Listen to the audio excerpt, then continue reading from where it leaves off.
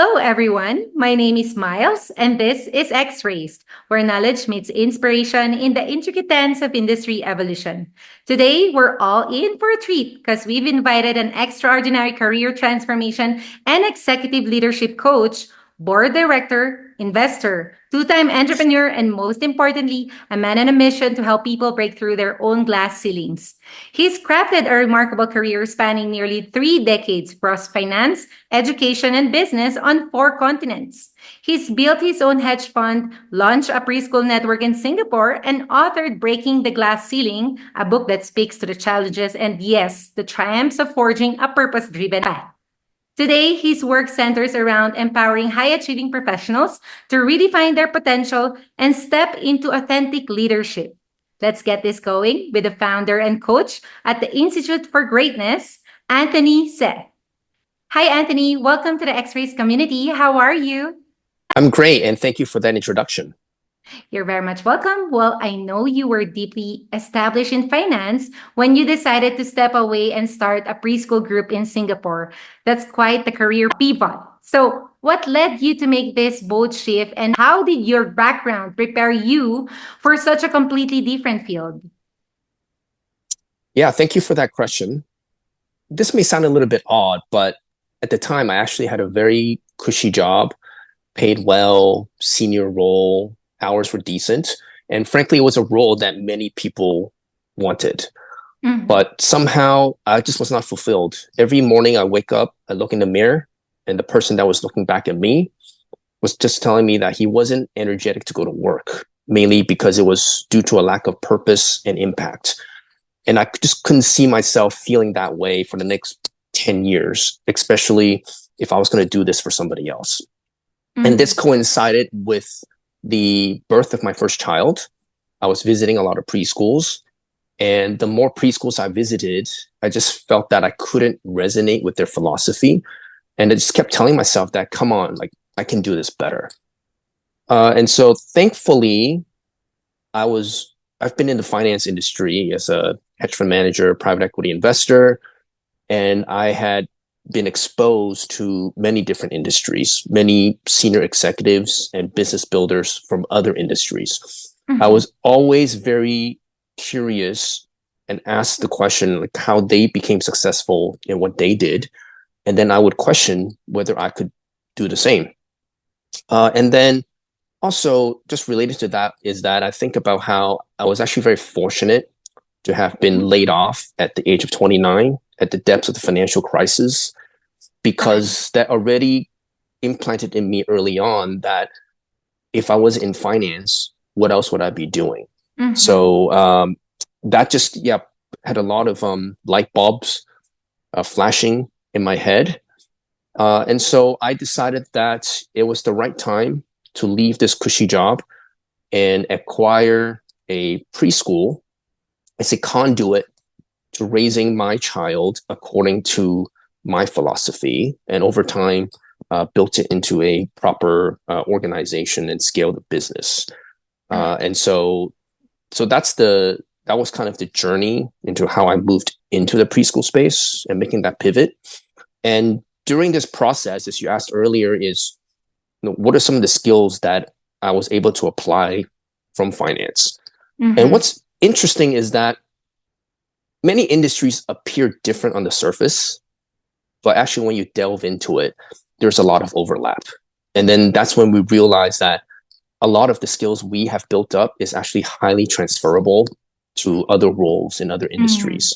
For example, uh, say from a very finance background is the ability to understand the return on investment, right? This is something in finance. We can do this. It's like second nature. We can think about it in our sleep, right? For Mhm. example, but you'd be amazed that many people don't understand that, especially when it comes to something as basic as like marketing spend. A lot Uh-huh. of people will be like, "Oh, why am I wasting money in marketing? It's an expense." But I look at Mhm. it as an investment.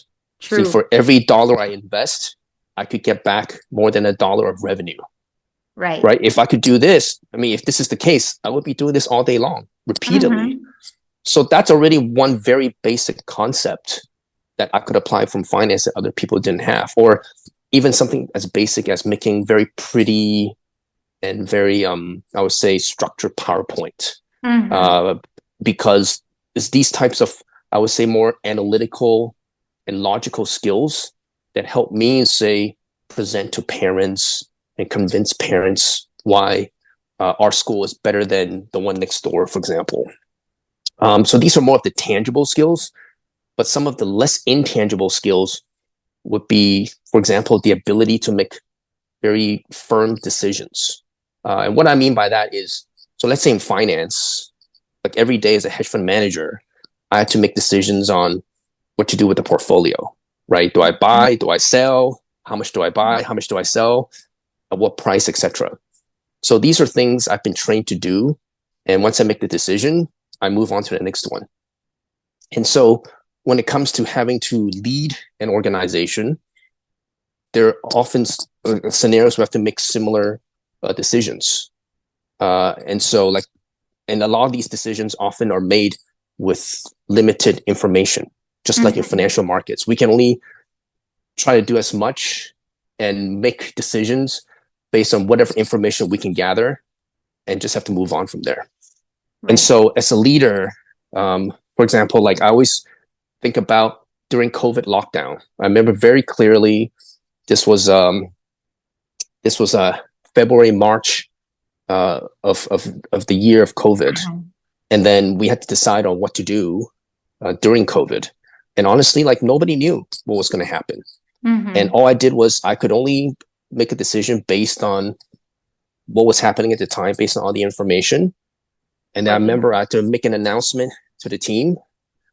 And at the end of the day, as we follow through, everybody felt reassured and comforted. And Mm-hmm. then we look back, and even my staff was like, boss, you know what? Like the decisions you made us feel secure during this time. We felt at ease. We felt that regardless of what happened, that we will be okay. I mean, that's the feedback that the staff gave me. Uh-huh. And again, I didn't know any more than anybody else, but it was just the fact that I was used to making these types of decisions and just move on from there. Yeah. So that's why, like, yeah, a lot of these things are very transferable. Once you apply it, then you see the value of all that. Yeah, well, what a perspective, Anthony. You've really addressed a major transition by treating it as a calculated investment, well, both in the business and yourself. So, after that successful exit, you created the Institute for Greatness. How does coaching high achievers bring you a sense of purpose, as you mentioned earlier? And could you tell our audience what inspired you to help others redefine their potential? Yeah. So after building and exiting my preschool business, which was sold to a strategic player, I I realized that I actually love being an educator. I could really see the impact and the value I was bringing to people. Mm-hmm. And throughout my life, I've been a strong believer in the power and value of coaching, because if you look at the best athletes in the world, they have coaches following them so they can actually improve and perform at peak state for as long as possible. I myself have been transformed in many ways through the help of mentors, through coaches who have instilled in me new tools, and more importantly, to help me discover tools that I already had inside of me. And Mm-hmm. therefore, I believe that everybody has blind spots and they can always benefit from an upgrade of skills. Yeah. And instead of educating children after running a preschool for about 5 to 6 years, I decided that I want to continue my journey in education, but focusing on working professionals. So that's the first reason. Mm-hmm. And then the other reason is what I observed over my 25, almost 25 years of working across 4 continents is that many of us actually internally have leadership qualities, but frankly, our workplace doesn't allow us to manifest that because we're often hired as employees to deliver KPIs and focus on never ending list of tasks that our bosses give us. To follow And leaders. yeah, and I actually recognize that many working professionals are very capable, but they have a difficulty in making the leap to be the true leader that they can be. Mm-hmm. And therefore, I started Institute for Greatness to equip professionals with the mindset and skills to help them make that leap to new heights. Mm-hmm. And so throughout this journey, what I feel really excited is that when I see my clients' eyes just light up with energy during our coaching sessions, and then at the end, they give me feedback on how useful the sessions are. And now they can finally feel unstuck or just feel transformed, Mm-hmm. looking at a problem from a different perspective. And so this whole journey of seeing how my clients can grow as a person and become transformed truly makes me feel fulfilled. Uh-huh. I guess that really must be your calling, Anthony, and it's amazing for you to have found it. And helping someone or people flip the switch and recognize their strengths must be really rewarding. So now you've had a front row seat to some big changes in how high achievers approach career fulfillment and leadership. What are some of the most surprising shifts you've seen in there? Yeah. Well, since we're all since our youth, when we're young, most of us have been programmed to believe that having that perfect on paper resume gives us, or at least our parents, a lot of fulfillment. Mm-hmm. And workers are always deemed high achievers based on the product or the outcome they produce, right? It could be KPIs, it could be P&L, whatever it is, right? And in Mm-hmm. general, we like to use KPIs, job title, and money to measure people's kind of success or how they are as a person because it's very practical and easy. Yeah. But then when it comes to leadership, it's actually a lot less tangible and it requires a different side of our brain at work. It's like putting on a different lens. Mm-hmm. So it's not always using the analytical or logical brain. It's about being humble, being authentic, being empathetic, and connecting with others at their level. And this was one transition I had to make myself, being an employee, being a high achiever, and then having to be a leader. Mm-hmm. It's really about what I realize is that it's about getting others to trust and feel safe around you to be a leader. Yeah. And so sometimes what a leader does could be opposite from what defines a high achiever. It's sometimes it's not about looking perfect on paper. So, for Yeah. example, a great leader could be somebody putting the company through depressed earnings for long-term gain, or it's about not firing or criticizing the underperformer, but instead praising and investing more in that person. Yeah. So these are things that counter to what we've been trained to do. And so I think that more and more people actually recognize that career fulfillment comes in different forms and can be achieved in different ways. Yeah. I also believe people recognize high achievers do not necessarily make great leaders.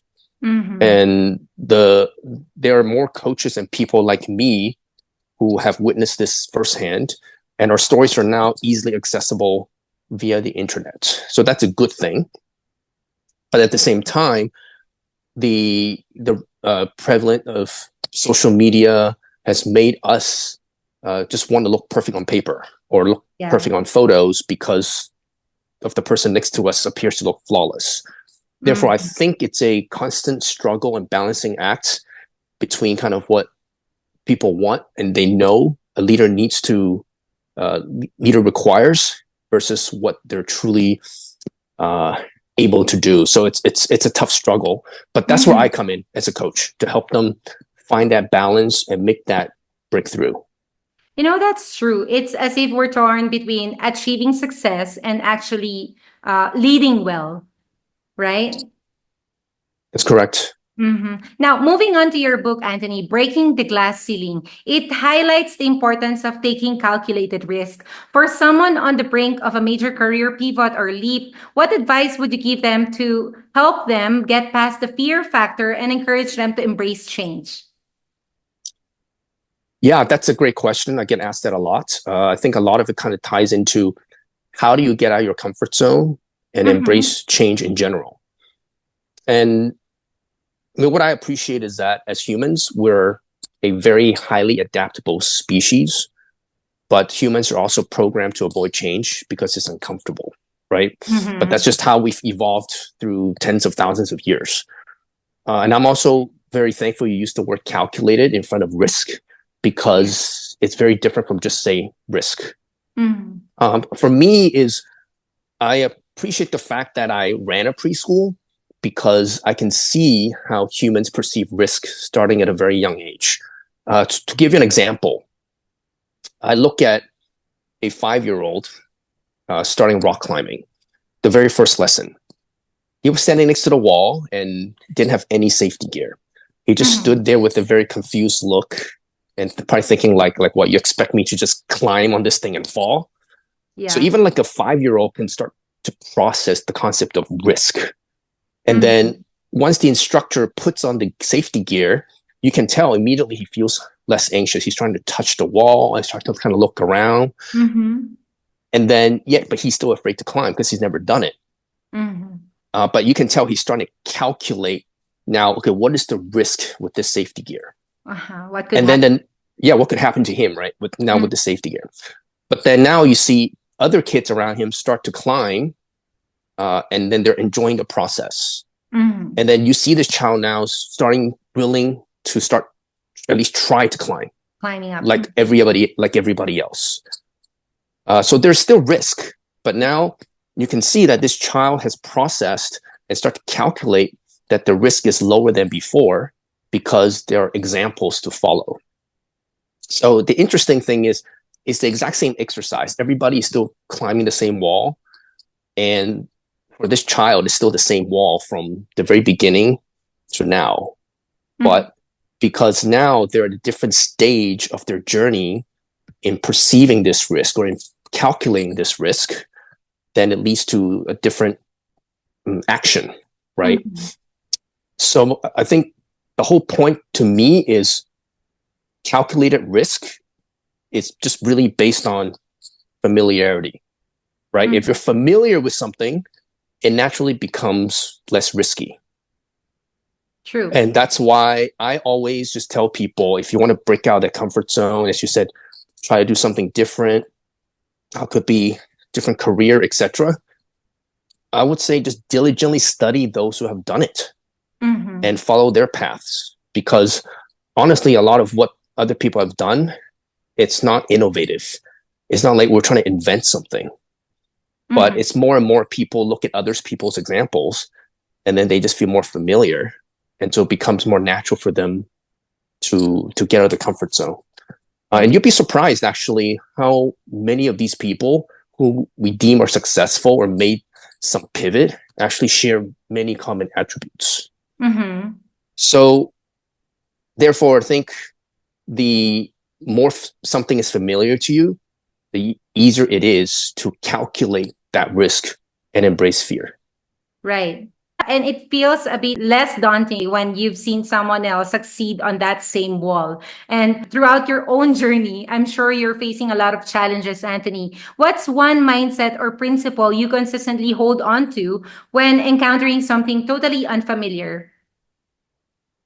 Yeah. So just to build on upon that previous question, what I always think about in my mind is it's like storytelling. Life is a Mhm. story. And so that's a metaphor that I use. And I think that every time there is something, I would say, challenging, I just think about it as a chapter in my book about my life. And the more challenging it is, the more dramatic it will be. And honestly, I think human beings like to hear inspirational stories. They like Mhm. drama, right? And there can only be a hero if there's a villain. Mhm. And a challenge only builds up to the climax of that chapter of my life. And so for me is I always tell myself, you know what, it's not great to have challenges, but if I look at it the other way, I said, you know what, the greater the challenge is and my ability to overcome it will only make my story more interesting. Uh-huh. And that is how and that is one of the reasons why I wrote my book. And I focus on a lot of the setbacks, a lot of the lessons learned, a lot of the challenges, because I do think that is important to let people know that it is that builds up to the climax and Yeah. allows me to become who I am today. Yeah. That's why reality shows are interesting. That is very true. And that's actually powerful, Anthony, because you're reframing the struggle as part of the reward, which makes those difficult moments feel more like adventure scenes than roadblocks. Correct. Uh-huh. Lastly, how do you measure success and fulfillment now? And could you share the goals that keep you motivated? Yes. Yeah. So success to me, the definition has changed over time, right? When I was young versus now, it's different. And to me, success is a relative concept. And I define it very simply as those who dedicate their time and energy to their life values, life purpose, and dreams are more successful than those who dedicate their time and energy to somebody else's Mm-hmm. values, purpose, and dreams. And if one who can inspire more people and more effectively, it's more successful than somebody else who inspires fewer people less Mm-hmm. deeply. So it's a very simple definition. And for me personally, is the more successful I am based on this definition, the more fulfilled I feel. Quite simple. Yeah. Uh, and my goal going forward is really to promote this message to as many people as possible so they can take action, because success, I believe success is a choice. Anybody can make a choice to be successful. Mm-hmm. And that gets me excited every day doing what I'm about to do, especially knowing that time is limited. And so Mm-hmm. seeing my clients feel more fulfilled about their lives is what drives me forward. Yeah, I completely agree, Anthony, that the more people we inspire to live purposefully, the more fulfilled we feel. And you're making such a meaningful impact. And I'm sure our audience is as motivated as I am to chase my own authentic success and happiness. So if Great. you Thank you. folks So, if you folks are ready to break through your own glass ceiling or want to learn more about Anthony's coaching at the Institute for Greatness, simply check him out on LinkedIn. Thank you so much, Anthony, for gracing our show and sharing your wisdom with our community. Thank you so much. It's a pleasure to have you. And to everyone out there watching or listening, thank you for joining us. Until our next episode, this has been your host, Miles. Stay focused and inspired with X Rays.